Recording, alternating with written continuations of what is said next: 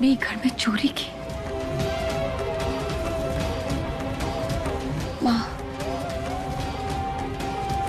मैं नहीं चाहती थी आपको पता चले, मैं नहीं चाहती थी आपका दिल टूटे, सिर्फ इसीलिए नहीं बताया। अब सॉरी, मुझे माफ कर दो।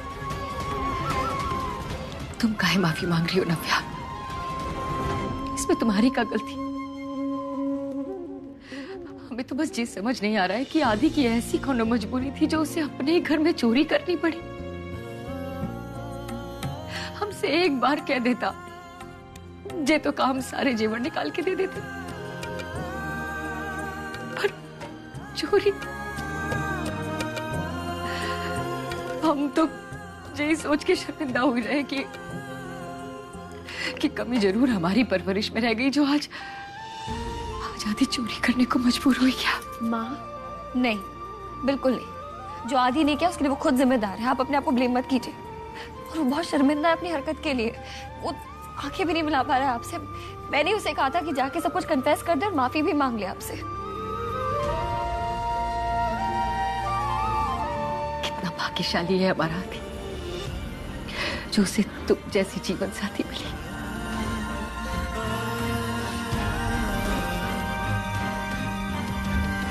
मुझे एक प्रॉमिस चाहिए था माँ। प्लीज ये बात पापा जी से मत कहिएगा।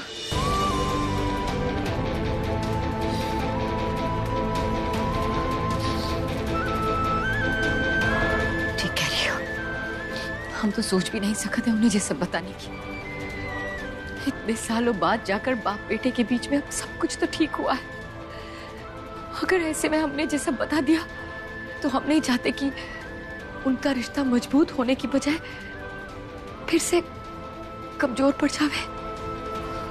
और माँ, आदि को पैसे भी इसलिए चाहिए थे। पैसे देकर ना ज्वेलरी वापस लाना चाहता था आपकी, और बचे हुए पैसों से नया काम शुरू करना चाहता था। तुम चिंता नहीं करो। अगर हमें बाप बेटे के रिश्ते को बचाने के लिए तिवारी जी से झूठ भी बोलना पड़ा ना, तो हम बोल लेंगे। लेकिन कुछ भी करके आदि के लिए हम पैसे मांगेंगे उनसे। हाँ, बात तो तू सही कह रहा है यार। नव्या ने मम्मी को अब तक सब कुछ बता दिया होगा। अब देख, मेरे लिए कितना आसान हो गया है मम्मी को कन्विंस करना कि वो पापा से पैसे लेके मुझे दे दे।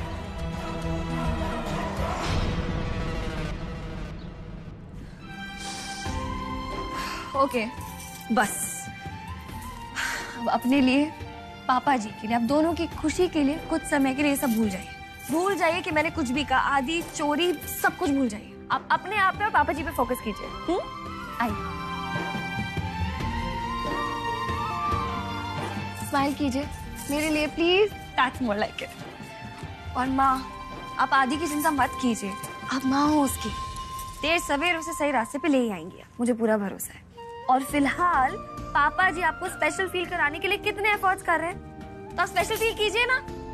आदि को तो उल्टा सीखना चाहिए उनसे कि अपनों की खुशी कितनी जरूरी होती है, और इंसान क्या क्या कर सकता है अपनों की खुशी के लिए।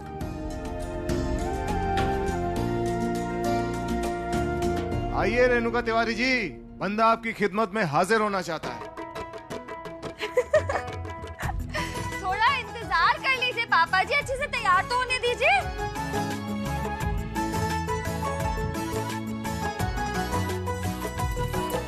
नजर ना लगे।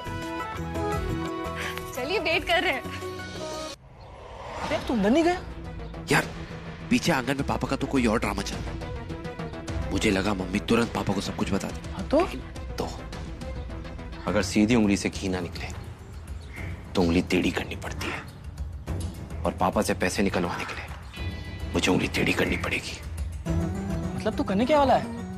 देख, कुछ ना कुछ तो करना पड़ेगा। मुझे हर हालत में पैसे चाहिए।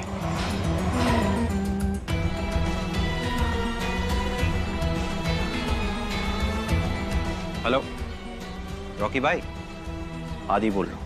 देखिए, आपको आपके पैसे जल्दी से जल्दी चाहिए ना, तो आपको मेरे लिए काम करना होगा।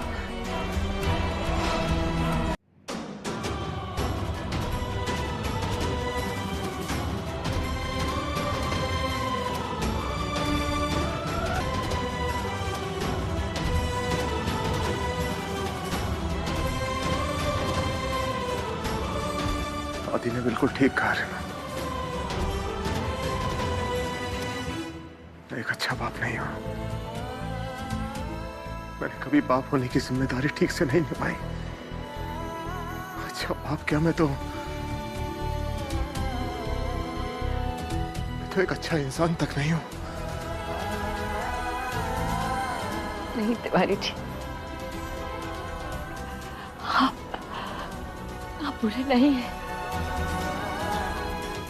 आपका समय बुरा था, लेकिन अब समय बदल गया है ना, तो सब कुछ ठीक हो जाएगा। नहीं रेनू, अब कुछ नहीं हो सकता, क्योंकि जिस राह पर आदि निकल चुका है वहां से वापस आना बहुत मुश्किल है। लेकिन हम दोनों उसके साथ हैं ना, हम साथ मिलकर अपने आदि को वापस ले आएंगे।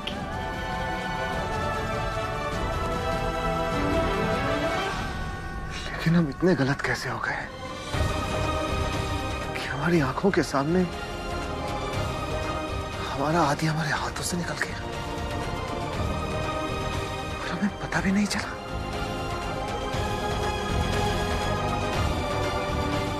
ने कहा ना तिवारी जी, गलत हमारी परवरिश नहीं, बस समय की गति को समझ नहीं पाया हमारा आदि, और गलती पे गलती करता चला गया। यही बात तो टीस बनकर चुभ रही है दिल में कि जब आदि का समय बुरा था तो तब मैं था भी नहीं उसके साथ। अगर उस समय आदि को उसके हिस्से का समय दे दिया होता ना तो नौबत नहीं आती। चूक तो हमसे भी हुई ना तिवारी जी, हम देख ही ना सके आदि की मजबूरी, उसकी परेशानी। हमें पता ही नहीं चला कि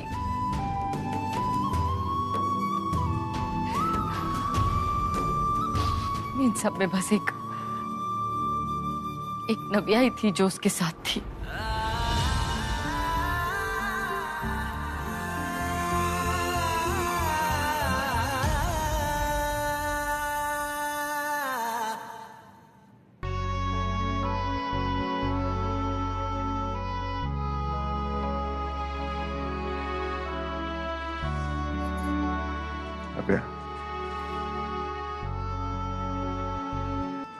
माफ कर देना नव्या, आदि की वजह से तुम्हें बहुत कुछ झेलना पड़ रहा है और इस सब के पीछे कहीं ना कहीं वजह मैं भी हूं। नहीं पापा जी, आप माफी क्यों मांग रहे हैं? इसमें आपकी नहीं, इसमें आदि की गलती है। नहीं, मैं अच्छी तरह से जानता हूं कि आदि मेरी वजह से रास्ता भटक गया है। अगर उसे सही वक्त पर संभाल लिया होता तो आज तुम्हें दिन देखना नहीं पड़ता। आदि ने इतना कछु किया तुम्हारे साथ, और फिर भी उसके इतने बुरे वक्त में तुम हमेशा उसके साथ खड़ी रही।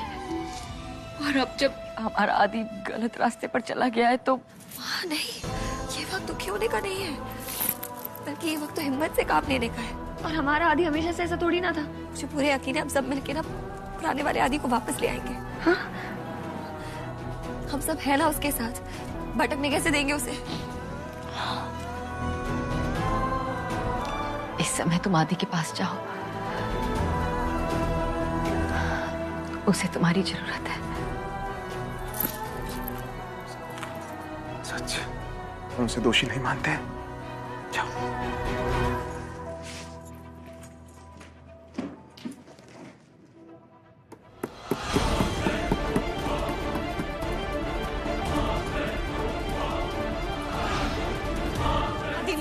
आदि छोड़ो, दबे छोड़ो, मैं यही डिजर्व करता हूँ।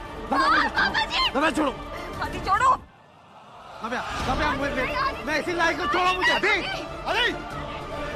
आदि, छोड़ो इसको, छोड़ो। आदि मैं कह रहा हूँ छोड़ो। दिमाग खराब हो गया तुम्हारा, क्या करने जा रहे थे? तुम्हें क्या लगता है आदि, इस तरह से अपनी नस काट लेने से, अपनी जान दे देने से ये सारी समस्या खत्म हो जाएगी?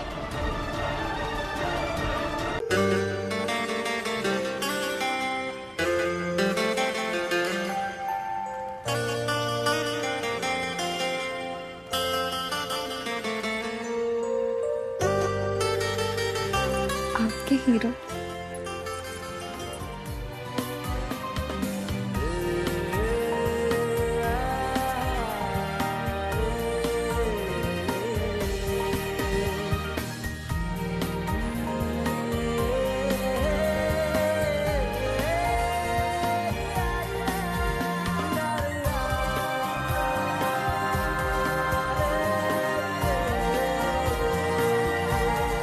एक लड़की थी अनजानी सी, एक लड़के पे उमड़ती थी, चोरी चोरी चुपके चुपके उसको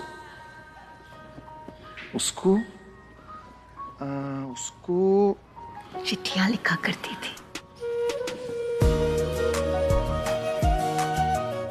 जाने किससे डरती थी?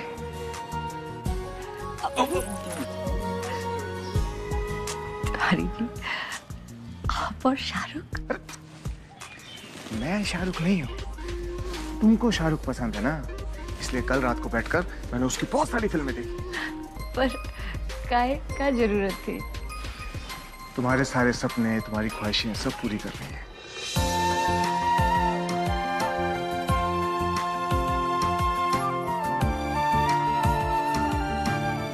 एक बात कहूं, हीरोइन लग रही है आज तुम। कुछ भी।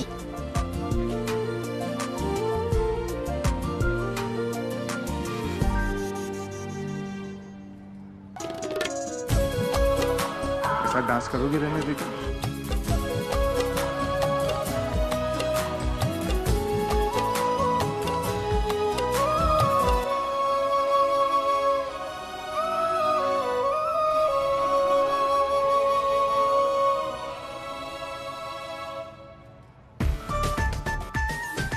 आओ मेरी रेनोरिटा, आज मैं तुम्हें इस शाही बग्गी में पूरा आगरा घुमाऊंगा और ताज पे हम फोटो भी खिंचाएंगे। आओ आओ।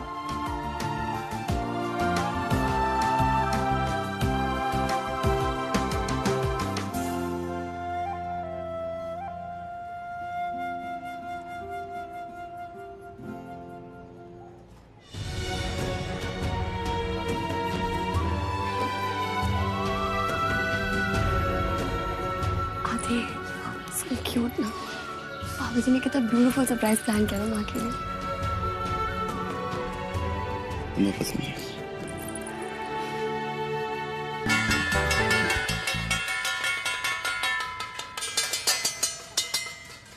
अरे ये सब का है?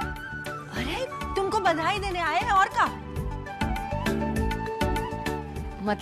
मतलब ये कि जब तुम्हारी ये गुड न्यूज आई थी ना, तो मोहल्ले वालों ने तुम्हारा बड़ा मजाक उड़ाया था। हाँ, लेकिन अब जबकि तिवारी जी ने दूल्हा बनकर और इतना बड़ा रथ लाकर ये साबित कर दिया है कि समाज की और दुनिया की उनको कोनो परवाह नहीं है, तो ये बात तो हम लोगों को भी सीखने वाली है।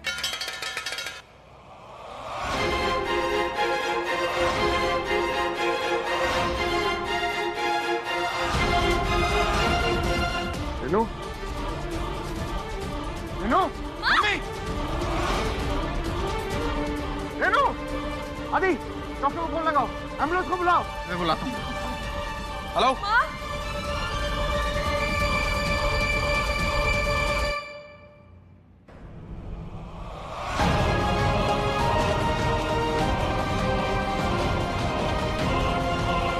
सर, मेरी वाइफ प्रेग्नेंट है, चेकअप कर दीजिएगा।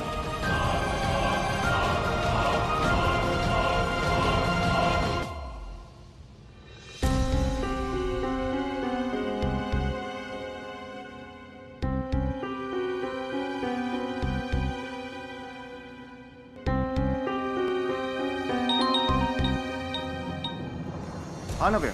हेलो पापा, एक पापा आप कहाँ पे हैं? आपका फोन नहीं लग रहा था। बस हम फाइल लेकर आ रहे हैं हॉस्पिटल। मम्मी कैसी है? डॉक्टर ने क्या कहा? रेनू को तब से अंदर कमरे में लेकर गए हुए चेकअप करने, लेकिन ऐसा नहीं कि कोई भी बाहर आकर बता दे कि रेनू बेहोश हुई है तो क्यों बेहोश हुई।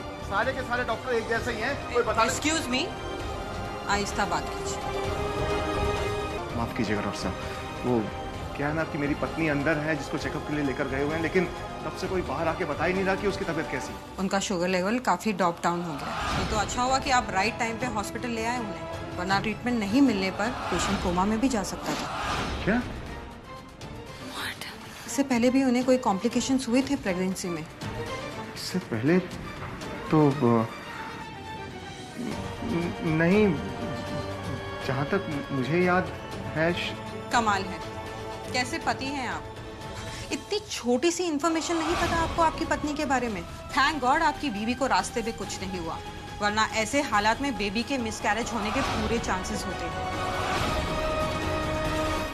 देखिए मिसेस तिवारी, आपकी एज ज़्यादा होने की वजह से कॉम्प्लिकेशंस आ गई हैं आपकी प्रेगनेंसी में।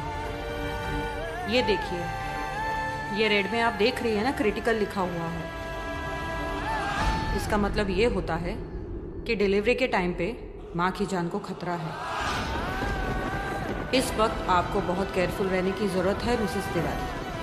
ये बच्चा आपकी ज़िंदगी छीन सकता है आपसे। मैं तो ये सजेस्ट करूँगी कि आप इस बच्चे को अबॉर्ट कर दीजिए, क्योंकि रिस्क बहुत ज़्यादा है। और मैं तो ये कहूँगी, मदर की लाइफ तो आप जी ही चुकी हैं, सो खोने के लिए तो कुछ भी नहीं है और ना ही कोई डर। आने दीजिए तिवारी जी को, मैं उनसे बात करती हूँ। नहीं डॉक्टर, वो हमको थोड़ा सा वक्त दे दीजिए। हम अपने परिवार और अपने पति से बात करना चाहते हैं। हम ऑलरेडी लेट हो चुकी हैं मिसेस तिवारी। 3rd मंथ चल रहा है आपको, और इससे ज़्यादा अगर आप लेट हो गई और डिसीजन नहीं ले पाई तो बहुत प्रॉब्लम हो जाएगी, और उसके बाद हम भी कोई गारंटी नहीं ले सकते। आप ये रिपोर्ट रखिए अपने पास। आपके हस्बैंड जब भी आए आप प्लीज़ हमें इन्फॉर्म कर दीजिएगा। Please take care and rest.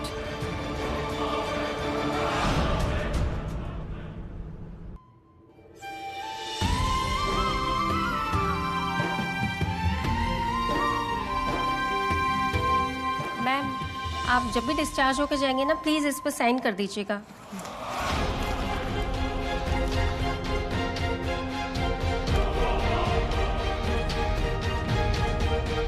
इसका पता तिवारी जी को नहीं चलने देंगे, किसी कीमत पे नहीं।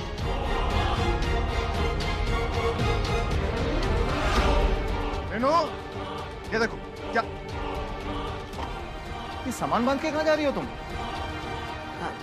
घर जाना है हमें। ये अस्पताल की महक से ना उल्टी जैसा जियो रहा है, इसलिए चलिए। अरे चलते हैं, लेकिन कहा डिस्चार्ज पेपर बनवाने के बाद कहाँ चले गए थे आप हमें छोड़ के? वो एक जरूरी काम था, उसी के लिए गया। अच्छा ये बताओ, डॉक्टर ने क्या कहा? डॉक्टर ने हाँ, कहा कि सब कुछ एकदम ठीक है, बस घर जाओ और आराम करो। इसलिए चलिए। रुक जाओ, क्या हो गया? एक बार डॉक्टर से मिला आता हूँ ना। क्या है? पहली बार माँ बनने का कह तो रहे कि हमें पता है सबका झुका करना है, आप समझ ही नहीं रहे। घर चलिए बस। अरे ठीक है रेनू, चलते हैं। लाओ बैग दो मुझे। हमने पकड़ा है ना। अरे मैंने कहा बैग दो मुझे। तुम बोझ उठा के चलोगी तो उसका बच्चे पे असर पड़ेगा। दो बैग मुझे। हाँ जाओ, कपड़े बदल कर आओ, जाओ। बोलो विशाली, तुमने मेरा बच्चा अबॉर्ट कैसे किया? तुमने मुझे बताने की जरूरत भी नहीं समझी। वो हम दोनों का अंश था, हम दोनों का। तुम ये फैसला अकेले कैसे ले सकती हो? वो बच्चा मेरी जिंदगी था, तुमने मुझसे मेरी जिंदगी छीन ली है, और वो भी बिना मुझसे पूछे। क्यों किया ऐसा तुमने? बोलो।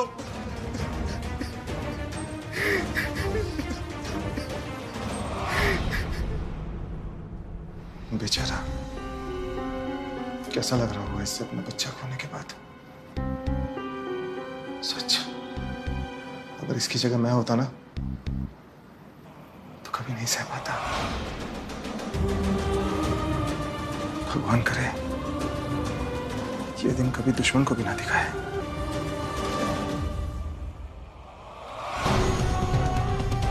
व्हाट? तुमने पेशेंट को डिस्चार्ज कैसे कर दिया? मैंने तुमसे कहा था मुझे उनके हस्बैंड से जरूरी बात करनी थी। मुझे नहीं पता डॉक्टर वो कब निकल गए, मैं तो अकाउंट्स में पेपर्स जमा करने गई थी। मैं अभी देखती हूँ, let me go and see doctor. Please.